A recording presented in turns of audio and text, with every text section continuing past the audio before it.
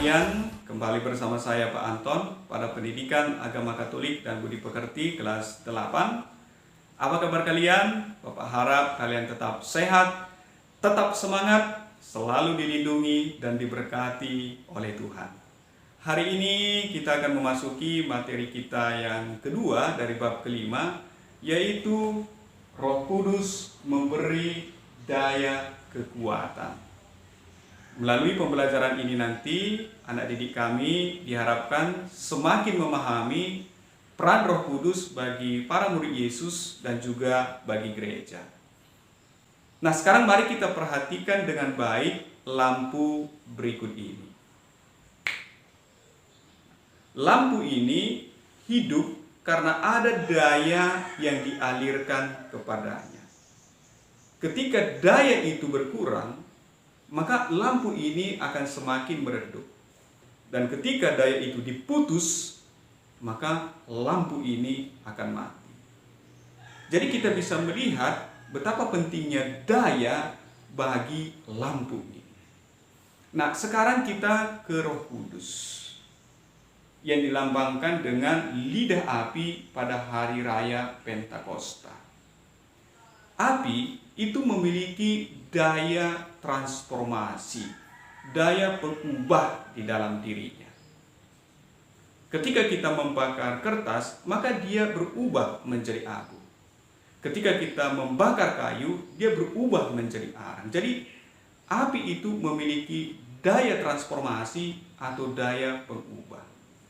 Nah, Roh Kudus yang diutus kepada murid Yesus itu mengubah diri mereka. Dari awalnya takut dan tidak berani keluar menampakkan dirinya, menjadi berani keluar menampakkan diri, bahkan mewartakan bahwa Yesus adalah Tuhan. Jadi kita bisa melihat bahwa Roh Kudus itu mengubah diri para murid Yesus.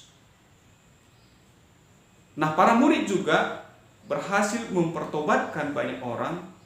Petrus misalnya berhasil mempertobatkan 3.000 orang yang kemudian memberi diri dibaptis. Ini semua berkat daya kekuatan Roh Kudus yang terus bekerja dan berkarya di dalam diri mereka. Nah, demikian juga dengan para martir gereja yang berani membela imannya bahkan sampai menumpahkan darah. Ini karena daya kekuatan Roh Kudus yang juga terus-menerus bekerja di dalam diri mereka. Dan mereka mengikuti dorongan roh itu. Nah, roh yang sama itu menyertai gereja dalam menjalankan tugasnya. Yang pertama, mewujudkan persatuan dan persaudaraan yang kita kenal dengan koinonia. Yang kedua, memberikan kesaksian atas iman mereka yang kita kenal dengan martiria. Yang ketiga, mewartakan Injil kepada semua orang yang kita kenal dengan kerikma. Yang keempat, memberikan pelayanan kepada semua orang yang kita kenal dengan diakonia. Dan yang terakhir, menguduskan dirinya melalui perayaan-perayaan liturgi yang kita kenal dengan liturgia. Jadi, Roh Kudus itu selalu hadir di dalam gereja, menyertai gereja dan menguatkan gereja dalam menjalankan tugasnya. Nah, peran Roh Kudus juga bisa kita lihat dalam rupa-rupa karunia yang dialami oleh orang percaya. Nah, karunia-karunia itu antara lain karunia kebijaksanaan, karunia pengertian, pemahaman, nasihat, kesalehan, keperkasaan, dan takut akan Tuhan. Jadi Roh Kudus itu bukan hanya hadir di dalam gereja, hadir di dalam diri orang-orang percaya, tetapi terus bekerja dan memberikan kekuatan kepadanya. Nah, jadi kita bisa melihat peran Roh Kudus itu mulai dari para murid Yesus sampai kepada gereja, bahkan kepada kita sebagai orang percaya.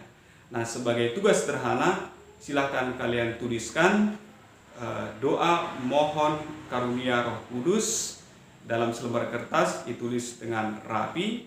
Nah, kemudian nanti silakan didoakan. Sekian dan terima kasih. Selamat mengerjakan.